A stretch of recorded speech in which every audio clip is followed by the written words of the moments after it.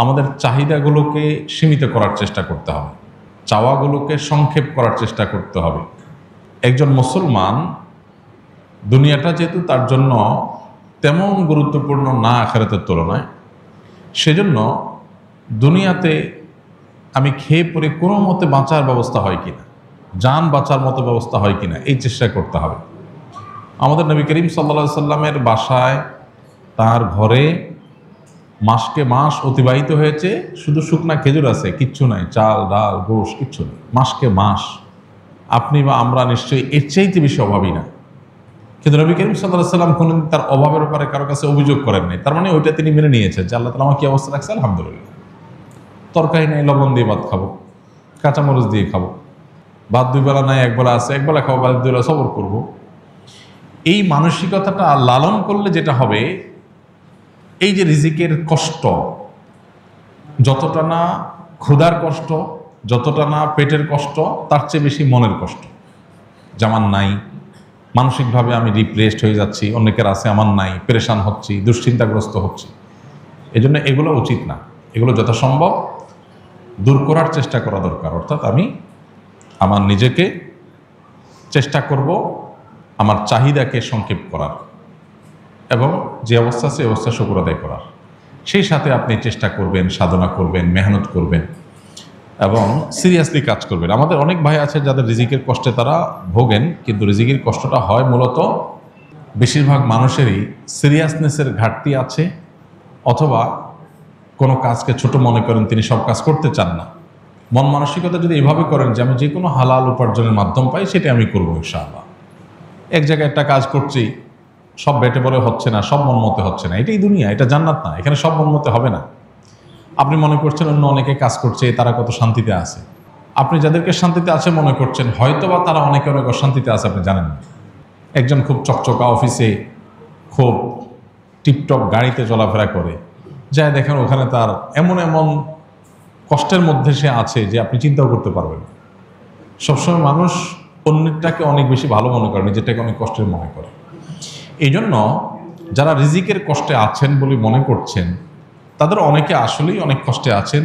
তাদের প্রতি অবশ্যই সমবেদনা, যে মুসলমান আমরা দোয়া করি আল্লাহ তাআলা তাদের কষ্ট দূর করে দিন। কিন্তু অনেক মানুষ আছেন যারা রিজিকের কষ্টে আছেন বলে মনে করছেন, আসলে তারা সেভাবে রিজিকের কষ্টে নাই। অর্থাৎ এটাকে মানুষ চাইলে এই দৃষ্টিভঙ্গিতে দেখতে পারে যে আলহামদুলিল্লাহ, আমি কিছু মানুষের তুলনায় একটু কষ্টে থাকলেও আবার বহু মানুষের তুলনায় অনেক ভালো আছে, অনেকের তুলনায় আমি অনেক ধনী আছে।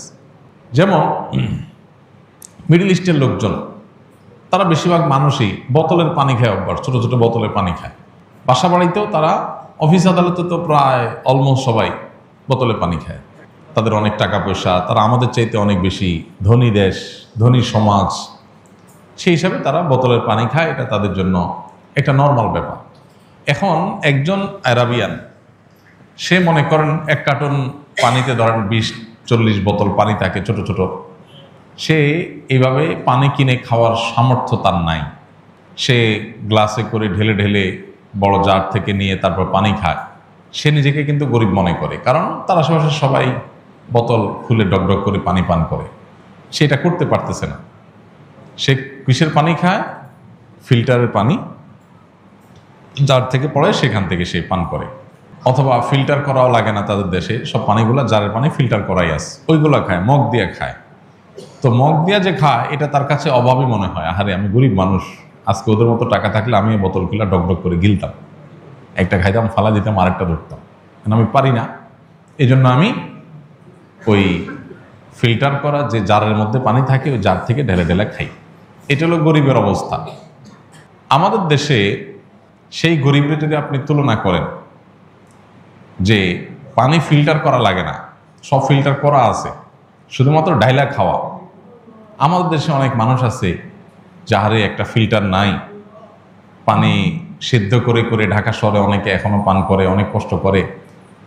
আমার যদি ফিল্টারের ব্যবস্থা থাকতো, অথবা ফিল্টার করা ছাড়া এরকম ডাইরেক্ট ফিল্টার করা পানি পাওয়া যাইতো, ডাইরেক্ট খাওয়া যাইতো, তাহলে আমি ধনী হইতে পারতাম। তাহলে এর কাছে ধনীর সংখ্যা কিন্তু বোতল খাওয়া না, এর কাছে ধনীর সংখ্যা হলো ফিল্টারের পানি পাওয়া, তাই না?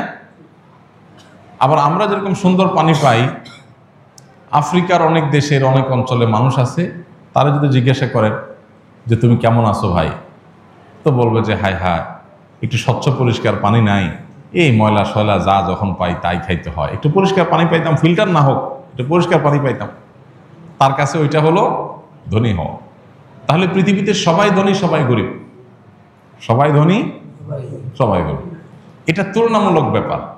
আমি যখন আমার চাইতে উপরের দিকে তাকাবো তখন মনে হবে আমি গরিব, আবার যখন আমি আমার নিচের দিকে তাকাবো তখন মনে হবে আমি ধনী।